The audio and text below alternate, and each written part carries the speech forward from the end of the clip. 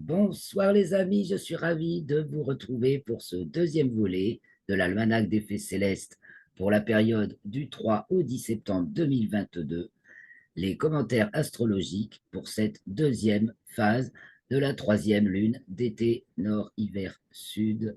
Donc nous allons commenter les thèmes astrologiques essentiellement du premier quartier, le 3 septembre, et de la pleine lune, le 10.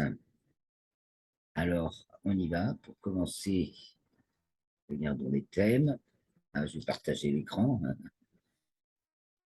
Ce sera mieux. Partager l'écran. Et donc, nous sommes sur le thème de la pleine lune. Puisque nous y sommes, regardons-le. On verra d'où il vient après.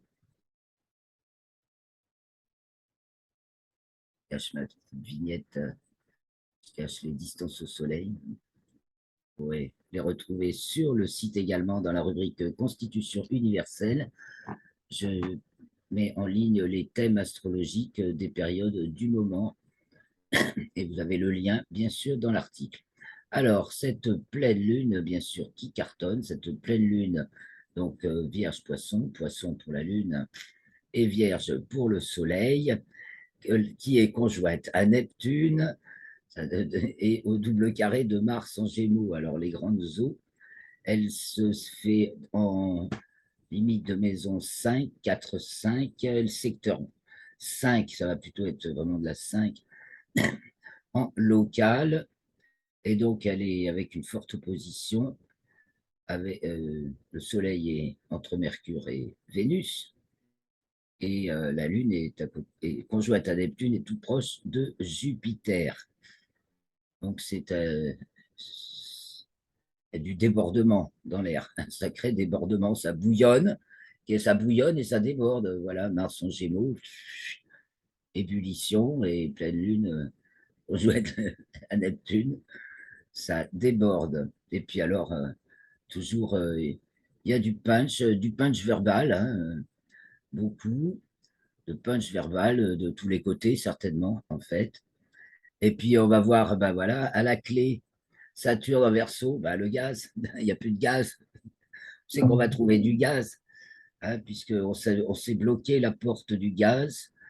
Pourtant, il est bien là, toujours là, hein, ce beau sextile de trigone, je veux dire, de Uranus, Taureau à Pluton, Capricorne, la Russie, source de l'énergie, et harmonique avec la Lune et Neptune. Ça pourrait être fluide si on le voulait bien. Bien entendu, la France joue les fortes têtes, donc chez nous, vraiment, le problème clé de cette pleine lune, donc qui occupe toute la lunaison, on va revenir à la nouvelle, c'est bien cette question, voilà, quel approvisionnement, là en l'occurrence en gaz, hein, Verseau, signe d'air, Saturne, c'est l'approvisionnement en gaz. Ça nous parle. Alors peut-être on peut transposer dans d'autres plans. Et puis on va voir aussi, ou alors dans d'autres plans, bah, c'est un manque total de cohérence de nos croyances. Là, les croyances s'effondrent aussi, hein. Les- les- L'idéal, l'idéal du Verseau est à réviser, attention, hein, parce que c'est très joli d'entrer dans l'ère du Verseau, donc c'est pas faux, nous entrons dans l'ère du Verseau. Ça, je peux le cautionner astronomiquement. Vous pouvez trouver ça dans mon livret l'e-book gratuit qui signe les constellations du zodiaque, la différence. Donc, c'est bien un effondrement d'un idéalisme qui ne tient pas la route face aux puissantes exigences énergétiques, hein, et qui est, on ne peut plus mal gérer, ben voilà, gérer, mais vraiment à la con, par un Jupiter bélier qui cogne dans tous les sens de manière stupide et totalement sans, sans idée directrice ou avec des idées directrices juste facho, quoi, voilà. Ça me pète, alors je l'impose. Ça me pète dans la tête, alors je l'impose. Et absolument incohérente, demi-carré Saturne. Donc, effectivement, à nous de savoir être plus délicat. Heureusement, ben justement, il y a Mercure en balance qui va mettre de la tempérance. Et puis Mars en Gémeaux qui, en 8 qui effectivement bouillonne, mais aussi c'est très c'est créatif, quoi, hein, et puis ça pousse des extensions, des contacts qui s'étendent, qui se multiplient. Ça, c'est le côté pétillant de l'affaire. Quant à Vénus, elle est donc entrée dans le signe de la Vierge au cours de la semaine, donc conjointe à l'étoile Régulus, et nous allons aller voir ça d'ailleurs. Régulus, que raconte l'étoile? De quoi parle l'étoile Régulus? On l'a déjà vu la semaine dernière, puisque la Lune était conjointe à Régulus, tout bêtement, puisque c'était la nouvelle Lune, hein. Vous allez voir dans le thème de la nouvelle Lune. La Lune venait d'entrer en Vierge et donc était conjointe à Régulus. Et comme Vénus arrive, je reviens sur la pleine Lune, elle a été à son tour conjointe à Régulus. Quant à Mars, elle, à 11 degrés du signe des Gémeaux, elle est conjointe à Aldébaran, l'étoile alpha du Taureau. Donc, j'ai ouvert Opéra pour aller voir justement Régulus. On va rappeler ce qu'il nous en est dit en astrophysique et dans les traditions. Donc, c'est assez bien résumé sur Wikipédia sur ces sujets-là. Déjà, on a un panorama assez complet. Donc, le nom Régulus dérive du latin et signifie petit roi, une attribution qui est bien antérieure aux Romains, apparemment. Sa position est sur l'équateur céleste. Je crois que la semaine dernière, j'ai dit l'écliptique, je m'excuse. Et donc, elle est dans le plan de l'équateur céleste. Donc,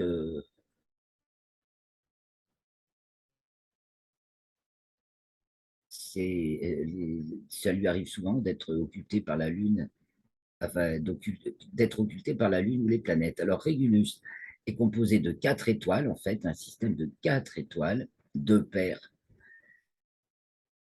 Et voilà, c'est une étoile bleu-blanc. Donc, on peut.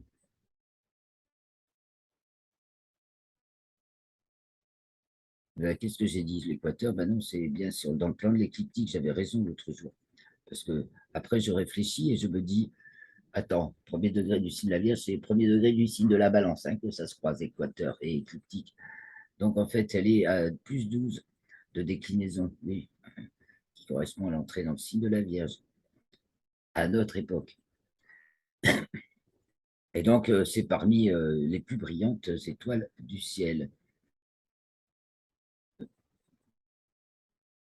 Ensuite, nous allons voir Aldébaran, donc c'est Vénus, qui est conjointe à Régulus, petit roi.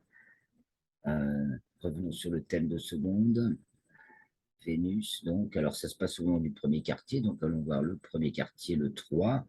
Voilà, c'est le 5 ou le 6, je ne sais plus, donc on la voit bien dans le thème du premier quartier, opposé à Saturne. Donc, le petit roi, il y en a un qui va se faire destituer, un petit roi, là, très probablement. Ça, il y en a beaucoup qui poussent pour le faire tomber, là, avec Mars. Y aurait-il. On voit que maintenant, nous avons un trigone d'Uranus à Pluton, ici, et du Soleil à Uranus, du super Uranus, signe de terre. Hein, si vous voulez. Pourquoi je dis super Uranus? Parce que nous avons Pluton, Soleil et Uranus, donc qui sont harmoniques. Donc c'est l'origine et l'arrivée de la fonction uranienne, du relais uranien qui va de la transcendance à la représentation, du multiple inconnu à l'unique bien reconnu. C'est hyper puissant, cet Uranus, donc ça renforce. Et c'est vraiment une problématique énergétique, puisque nous sommes taureaux, il s'agit d'accumuler l'énergie. Hein. Donc, ouais, on peut en voir qui cherchent à accumuler toute l'énergie pour eux. On dirait que là, il y a raison. Par contre, il y a Saturne en carré toujours, hein, c'est interminable ce carré Saturne-Uranus. Enfin, disons que, et oui, il va se refaire presque exact, hein, puisque Saturne rétrograde bien entendu plus vite qu'Uranus, mais qu'elle va reprendre son mouvement direct le 23 octobre, pour l'entrée du Soleil en Scorpion. Donc, thème du premier quartier. Donc, notre Vénus est aussi dans le signe du Lion, carré à Uranus, également en héliocentrique. On pourrait voir quand même des discussions là, hein. Ça lâche. Euh, Il y a des choses essentielles qui se disent, hein, Mercure. Capricorne n'est pas bavard, surtout quand il s'approche de Pluton comme ça. Il reste toujours des choses non dites et qu'on peut peut-être ressentir. Mais je dis ça en voyant Pluton et Neptune en sextile. À nouveau, cet interminable sextile qui dure pendant presque 100 ans, depuis 1950 jusqu'à 2000, bientôt, enfin 2030, allez, 2040. Bon, voilà donc pour ce premier quartier entre Vénus et le Soleil. Donc il est bien la personne en ligne de mire là est fragilisée, hein. Le petit roi, il se retrouve en position Louis XVI un peu. Il me fait penser à Louis XVI là, ce petit roi. Bon, si vous ne voyez pas de qui je veux parler.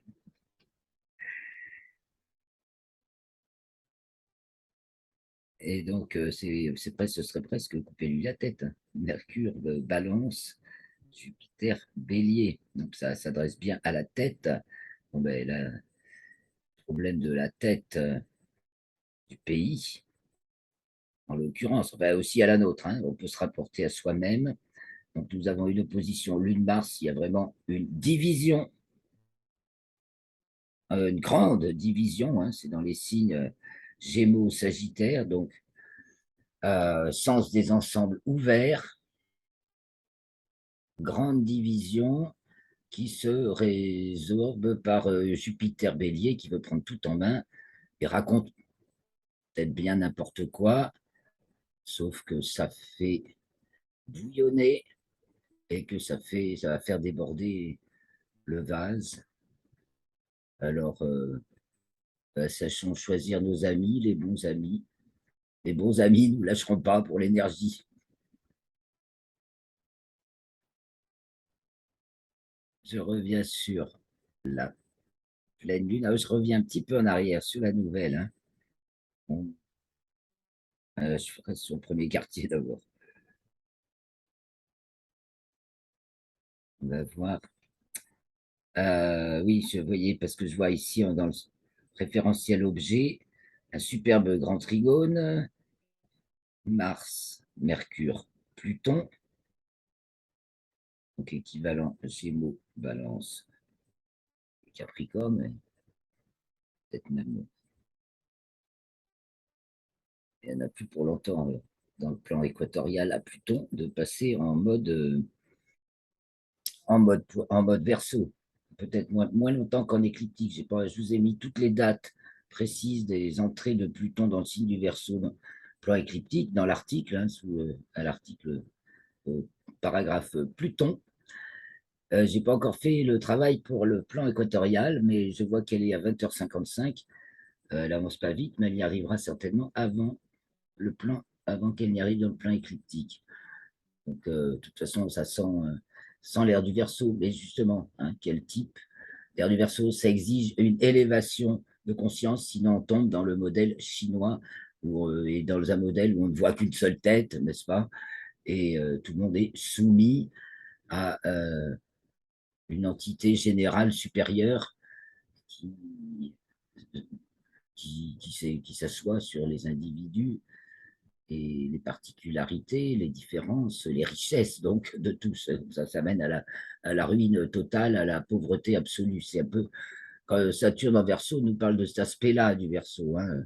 C'est-à-dire que on fait fi de, si on fait fi de tout ce qui fait les particularités individuelles d'un ensemble et d'un projet, parce que c'est toujours un projet, le Verseau, c'est un embryon et c'est un projet. Voilà, on en est au stade des plans. Bon, il y a des plans foireux, des gros, mais vraiment très foireux. C'est ce que les thèmes disent. Et ces fameuses sanctions, privations, hein, parce que Vénus opposée Saturne, ah ben, elle est bien punie, ne nuisent bien sûr qu'à nous, essentiellement en tout cas. Donc, en héliocentrique, ça y est, m'a vu. Je reviens donc, j'avais dit sur la nouvelle lune. Donc, on voyait, parce que c'est l'ouverture de cette lunaison. Donc, à la clé de l'ouverture de cette lunaison, nous avons Mercure qui vient d'entrer en balance. Donc, vraiment, on est dans la. Ah, ben, c'est sûr que le dialogue, la dialectique, bon, bah, il y a des échanges. Balance bélier, c'est une claque, une claque. Hein, ça, bon, alors, avec le Mercure, elles peuvent être verbales. Mais ça balance des claques et des très, très grosses claques. Mais c'est surtout aussi des claques qui. Ça vous remue les tripes du plus profond, quoi. Voilà, donc, et c'était déjà un grand trigone, comme on l'a vu en objet. Donc, il est déjà en objet, il est encore dans le référentiel objet au premier quartier, il se défait déjà en référentiel relation. Donc, c'est donc le 27 août, Mercure, Mars, Pluton. Là, on a surtout un Mercure très puissant, là, au niveau de la réflexion et au niveau de l'échange. On sait aussi que justement les blocs sont en train de se recomposer. Donc, et on voit aussi, bah oui, ça, alliances, nouvelles alliances. C'est la maison 11, la nouvelle lune. Et donc, le, le petit roi, on va voir arriver avec Vénus quand elle arrive. Déjà marqué par la nouvelle lune, puisque, et puis qui va être renforcé par Vénus donc, au cours de la semaine, et qui est carré donc à Mars. Et Vénus est carré à Uranus. Donc, le petit roi, je pense, va ce coup-ci se faire renverser. Voyons les forces qui le retiennent. Bah, ce jour de Saturne est retenu en arrière par Saturne. Alors, on voit dans le premier quartier Pluton, lune demi-carré Pluton. Donc, ça signe quand même quelque chose, un certain malaise et profond, quoi. Hein, c'est pas toujours conscient, mais en accord, être en accord avec sa conscience ou pas. Et puis ça, c'est au niveau bon, la Lune Sagittaire en 9, ça nous parle énormément de relations internationales. Là, ça peut nous parler de la dislocation de l'Europe aussi, hein, cet assemblage justement, oui, à ces Gémeaux d'ailleurs qui a été pensé pendant, euh, qui a été pensé pendant l'époque Uranus-Gémeaux, après la guerre. Est quand même en train je pense aussi, de se disloquer, tous les ensembles artificiels. Donc voilà, Uranus nous parle de l'artifice éventuellement, et Saturne en Verseau, bah voilà, il y a un côté artificiel dans le Verseau qu'on retrouve dans Uranus, c'est-à-dire que ça passe pas. Uranus, c'est parce que la fonction, voyons sur le RET, la fonction ne passe pas par le niveau existence. Et en ce qui concerne le Verseau, eh bien, on est dans la lenteur d'inhibition de l'hiver, l'énergie d'excitation recréatrice, donc à partir de rien, à partir du concept, à partir de la force de la pensée et de l'intuition, reconstruire. Mais Saturne déconstruit, elle. Bon. Alors on dit que la tradition lui accorde la maîtrise du Capricorne et du Verseau, mais évidemment, elle ne fait pas le même travail tout à fait en Verseau, parce qu'on peut l'avoir créé des fondations pour de nouveaux projets, donc de nouvelles bonnes raisons ancrées dans l'expérience pour bâtir l'avenir. Maintenant, on voit que ces bonnes raisons, là, elles sont très mises à mal, pour le moins, hein, et rien ne les aide à tenir la route. Demi-carré Jupiter, carré Uranus, donc tout le petit air, et la volonté peut-être les besoins en énergie font que cette niaiserie, parce qu'il y a un peu ce côté de la niaiserie bobo écolo.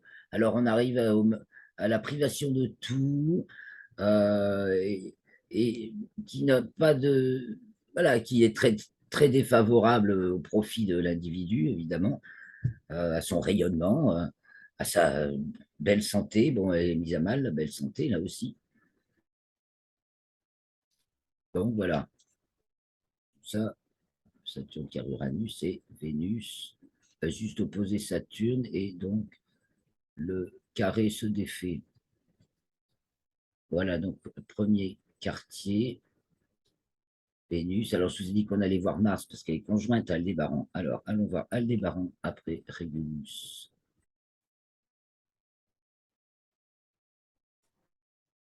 Aldébaran, Alpha du Taureau.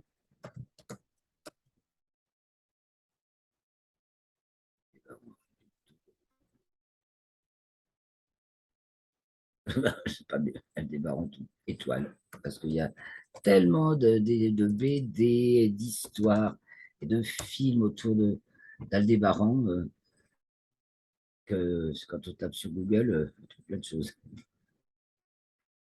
Donc, j'avais Régulus, c'est une grosse étoile, et Aldébaran aussi. Euh, Régulus, elle est, je crois, 72 années-lumière, j'ai oublié de regarder, et Aldébaran à 66, relativement proche pour une étoile. Alors, oui, elle est dans l'amas d'Hésiade, mais en fait, l'amas d'Hésiade est derrière. Donc, c'est une étoile binaire aussi, hein, et on lui a déjà trouvé une exoplanète et peut-être beaucoup plus, parce que depuis la date de l'article, peut-être qu'on en a trouvé davantage. Donc, ce nom vient de l'arabe qui dit le suiveur, c'est par rapport aux Pléiades, l'étoile Aldébaran suit les Pléiades. Quand vous regardez le ciel, vous voyez d'abord les Pléiades se lever au nord-est, elles avancent. Quand elles sont à une certaine hauteur, je dirais 15 degrés, on voit apparaître Aldébaran. Ça monte, ça monte, ça monte. Quand Aldébaran arrive à une quinzaine de degrés de hauteur, on est, euh, on est est-sud-est, apparaissent les mages d'Orion. Et et tout le monde monte, c'est un bel alignement. Et quand les Pléiades, Aldébaran et les mages d'Orion sont montés, et bien au sud-est apparaît Sirius. Donc, c'est pour ça certainement que Aldébaran a le nom de suiveur. Et donc, c'est une étoile rouge, hein, elle est euh, très grosse. Et du coup, elle est un peu froide, relativement, pour une étoile. Donc, voilà tout ce qu'on sait déjà sur Aldébaran. Et elle est elle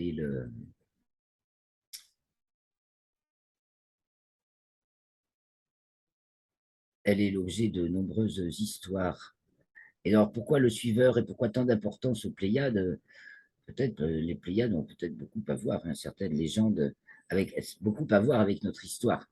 Certaines, certaines légendes situent de nos origines dans les Pléiades.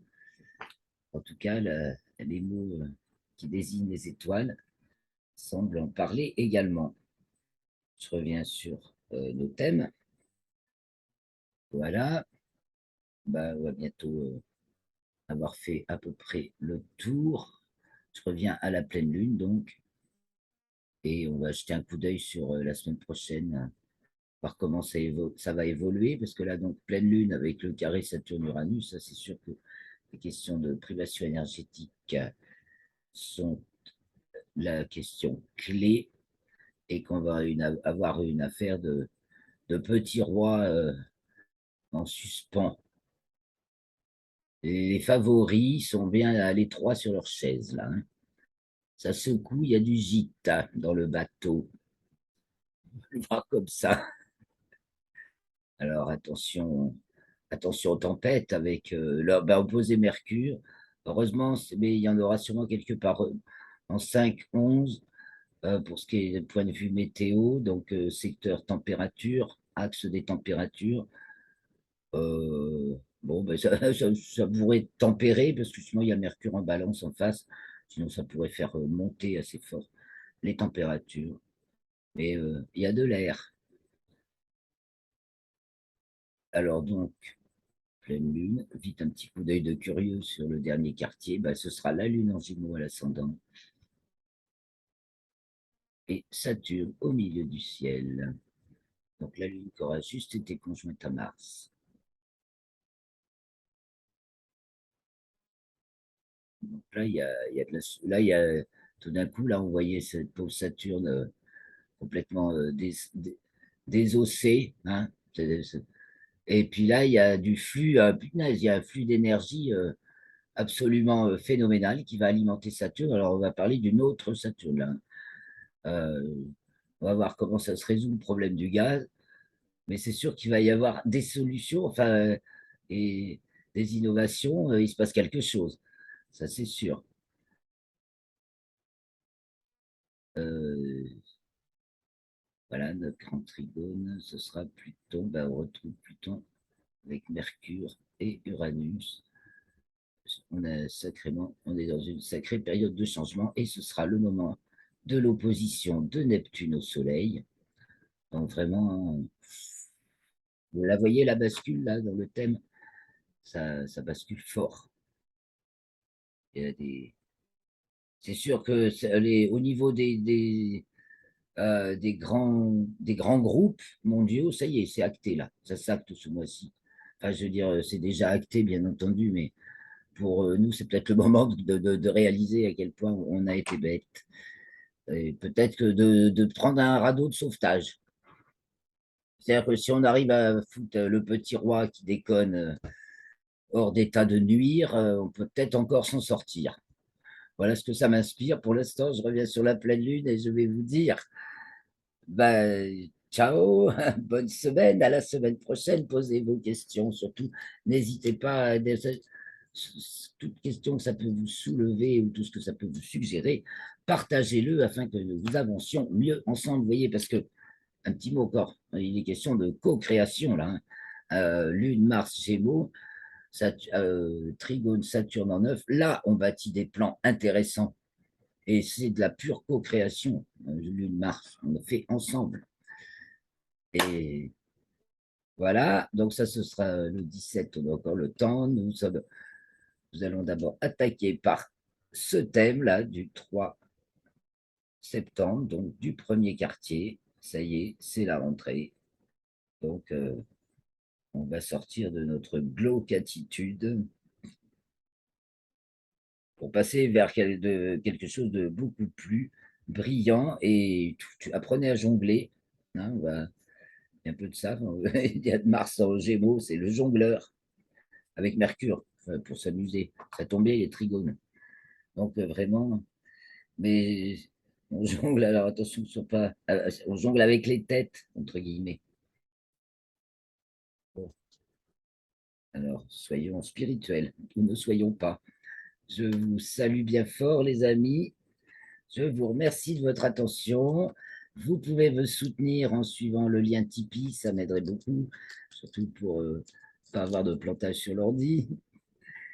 Et nous continuons ensemble et nous éclairons le chemin dans ces temps incroyables que nous vivons, mais incroyables pour beaucoup et beaucoup mieux explicables avec des données sûres en astronomie et une astrologie astrologique solide, cohérente, ouais, logique. Quoi.